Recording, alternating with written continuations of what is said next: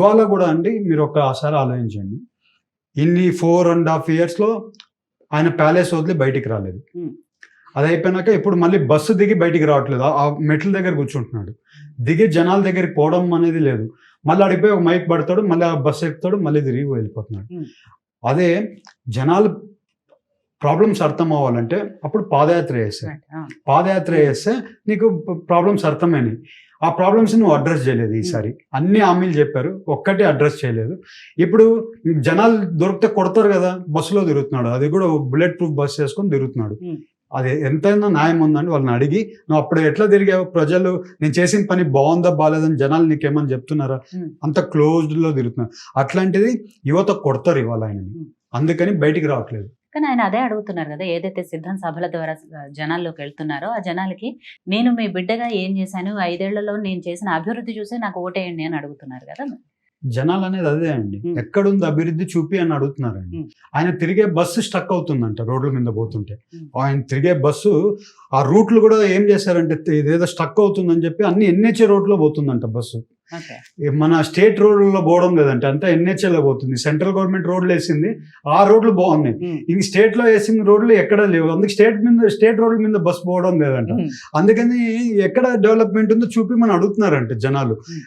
ఎవరు అది కూడా జనాలు ఎట్లా ఇది చేస్తున్నారండి, డబ్బులు ఇచ్చి వెళ్తున్నారంట. ప్రతి ఒక్కరికి 300 రూపాయలు ఇచ్చి పిలుచుకొని వచ్చి వెళ్తున్నారంట. అలానే లేకుంటే ఆ ఎండలో జనాలు వచ్చి నిలబడుతున్నారండి. ఇవాళ వాళ్ళకు వ్యవసాయం చేసుకోవాలంటే మధ్య ఎండలో వ్యవసాయం చేసుకోవడం లేదు, డబ్బులు ఇస్తున్నారు కాబట్టి అక్కడికి వచ్చి నిలబడుతున్నారు వాళ్ళు. అది ఓన్లీ షో. ఆ సాక్షి ఏదో యూట్యూబ్ ఛానల్ ఒకటి పెట్టి షో చేసి ఏదో పెద్దగా లేనిది పెద్దగా చూపించేస్తే ఏదో జనాలు నమ్ముతారు అనుకుంటున్నారు. జనాలు అందరు ఫిక్స్ అయిపోయినారు ఈసారి టీడీపీ ఓటు వేయాలని. ఆయన చేసిన అభివృద్ధి ఏం లేదండి. జనాలు కొట్టేట్లు ఉన్నారు. ఇంకా కొన్ని రోజులు మన చెప్పులు వేశారు, మీరు చూసారో లేదో, బస్సు మీద ఉంటే చెప్పులు వేశారు. అది పరిస్థితి. అది ఈసారి ఇంకా దానికి చెప్పు లేకుండా ఏదో మెజర్మెంట్ తీసుకున్నారంట. అవన్నీ మళ్ళీ ఇట్లా చేయకుండా ఏం చేయాలని మెజర్మెంట్ తీసుకున్నారంట దానికి. అది ఆ పరిస్థితి ఉంది. ఆ పరిస్థితి ఎందుకు వచ్చిందంటారు? 151 సీట్లతో అధికారాన్ని ఇచ్చారు ప్రజలు. అటువంటిప్పుడు మళ్ళీ చెప్పులు విసిరించుకునే స్టేజ్ కి ఎందుకు వచ్చారు? ఏమైందంటే మేడం, ఒక ఛాన్స్ అన్నాడు, అందరికి ముద్దులు పెట్టాడు. సరే ఈయన ఏదో చేసేస్తాడు, ఏదో చేసేస్తాడని నాకు ఇచ్చారు. ఈయన పెద్ద దొంగని వీళ్ళకి తెలుసు వీళ్ళకి. బట్ ఏమన్నా మారిపోయాడు, నేను మారిపోయినాను అనుకున్నారో ఏమనుకున్నారో. ఈ రాష్ట్రం అంతా నడిచాడు కదా, ఏదో మన కోసం చేసేదానికి ఇంట్రెస్టెడ్ ఉన్నాడేమో అని ఓట్లు వేశారు. వాళ్ళందరినీ ముంచేశాడు. ఇవాళ రైతులు హ్యాపీగా లేరు, యువత హ్యాపీగా లేదు, మహిళలు హ్యాపీగా లేరు. ఎవరు హ్యాపీగా ఉన్నారండి? ఒక జగన్ తప్పితే ఎవరైనా హ్యాపీగా ఉన్నారా? జగన్ తప్పితే ఎవరైనా హ్యాపీగా ఉన్నారా? ఆయన ఒక్కడే డబ్బులు సంపాదించుకున్నాడు. వీళ్ళకి ఇవాళ కూడా ఒక విషయం చెప్పాలి మేడం మీకు. ఇవాళకు కూడా జనాలకి 2000 రూపాయలు ఇస్తాడు ఆయన, లేకుంటే 3000 రూపాయలు ఇస్తాడు ఓట్లు వేయడానికి. ఆ డబ్బులు ఎవరిదండి? వీళ్ళ డబ్బులే తీసుకుంది, మళ్ళీ వీళ్ళకే ఇస్తున్నాడు. ఆ డబ్బులు 2000 రూపాయలు ఇస్తే ప్రతిరోజు 90 పైసలతో వీళ్ళని కొనుక్కుంటున్నాడు. ఆయన మళ్ళీ పదవిలోకి వస్తే ఏం చేస్తాడు? అదే 90 కోట్లు సంపాదిస్తాడు ఎవ్రీ డే. మీరు 2000 రూపాయలు divided by how many days for 5 years మీరు క్యాలిక్యులేషన్ వేస్తే 90 పైసలు అండి. జనాలు 90 పైసలు ఇచ్చి ఇవాళ అదేదో 2000 రూపాయలకి ఆయనకు ఓటు వేసేస్తే మీ 5 ఏళ్ళు భవిష్యత్తు పాడు చేసుకుంటున్నాం, మన రాష్ట్రం భవిష్యత్తు పాడు చేసుకుంటున్నాం. అలాంటిది ఈసారి జనాలు చాలా హుషారు ఉండాలి. ఆయన 2000 కాదు 5000 ఇచ్చినా కూడా తీసుకోండి, మీ జోబులో పెట్టి టీడీపీకి వేయండి. అభివృద్ధి అంటే మళ్ళీ టీడీపీతో వస్తేనే అభివృద్ధి జరుగుతుంది. ఇది చాలా ఇంపార్టెంట్ విషయం. ఆయన ఏమనుకున్నా అంటే ఈ డబ్బులు దోచుకున్నాం కదా, ఆ డబ్బులు మళ్ళీ పెడితే నేను పవర్ లేక వస్తానని ఆయన అనుకుంటున్నాడు. అది లేదు ఈసారి అని. కానీ ఆయన చెప్పడం ఏంటంటే ధర్మానికి అధర్మానికి మధ్య జరుగుతున్న యుద్ధము, నన్ను ఒంటని చేశారు, నన్ను ఓడించడానికి అటువైపు శక్తులన్నీ ఏకమయ్యి నన్ను ఓడించడానికి ప్రయత్నిస్తున్నాయి, మీ బిడ్డగా నన్ను మీరు మళ్ళీ గెలిపించుకోండి అని చెప్తున్నారు కదా. సో మీరు అన్నట్టు అభివృద్ధి మళ్ళీ టీడీపీ వస్తేనే జరుగుతుంది అంటే వైసీపీ ప్రభుత్వంలో జరగని అభివృద్ధి ఏంటి, రేపు టీడీపీ వచ్చిన తర్వాత జరిగే అభివృద్ధి ఏంటి? మీరు అన్నట్లండి, ఒక అతను రాక్షసుడు ఉంటాడు అనుకోండి, అతను చంపడానికి ఒక దేవుడు ఒకరు సరిపోకున్నప్పుడు ఒక 4 దేవుళ్ళు యాడాన్ని చేసుకొని ఆ రాక్షసుని చంపడానికి ఇది చేస్తారు. రామాయణంలో చూస్తే ఒక రాముడే కాకుండా ఆంజనేయుడు స్వామి అయినా కానివ్వండి, లక్ష్మణుడు అయినా కానీ అందరు కలిసి ఒక రాక్షసుడిని చంపాడు.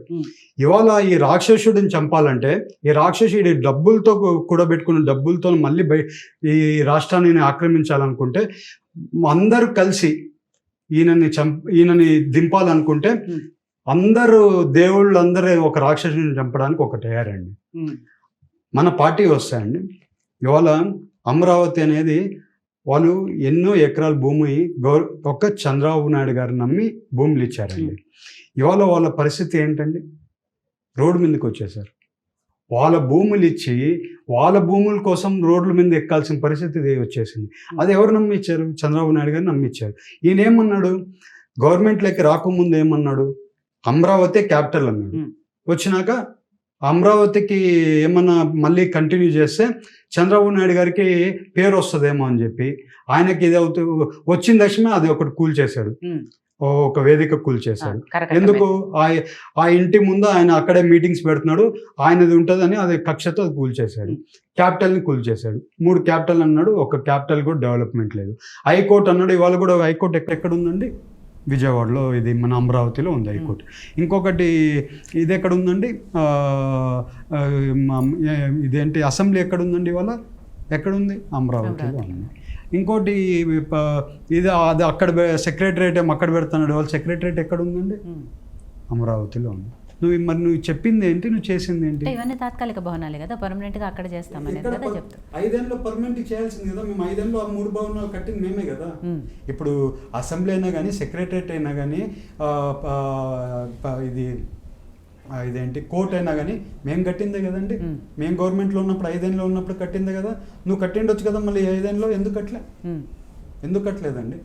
కట్టాలి కదా. అభివృద్ధి అంటే కట్టాల్సింది కదా. నువ్వు 3 క్యాపిటల్ అన్నప్పుడు ఒకటేమో అక్కడ అసెంబ్లీ అన్నావు, ఒకటి ఇక్కడ ఇదన్నావు, ఏదండి? కట్టిండొచ్చు కదా 5 ఏళ్ళలో. కట్టలేదు కదా, ఏమి చేయలేదు. అభివృద్ధి అంటే ఏంటండి? ఒకటి ఇరిగేషన్ ప్రాజెక్టులు జరగాలి, పరిశ్రమలు రావాలి, ఐటీ ఇండస్ట్రీస్ రావాలి, అలాగే వేరే కార్యక్రమాలు, యువతకు ఉద్యోగాల కోసం పరిశ్రమలన్నీ కలవాలి, మహిళలకి రక్షణ ఉండాలి. ఇవన్నీ వస్తే కదండి క్యాపిటల్ అనేది డెవలప్మెంట్ అవ్వాలి.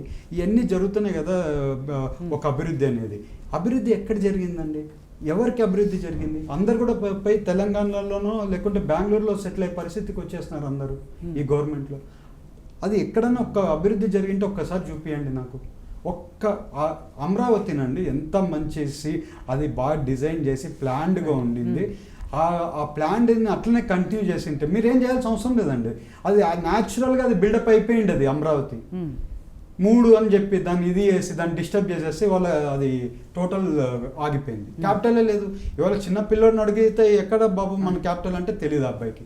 ఆ రకంగా చేసేస్తారండి. అసలు ఏమన్నా కొంచెమైనా సెన్స్ ఉందండి ఆ రకంగా చేయడంలో?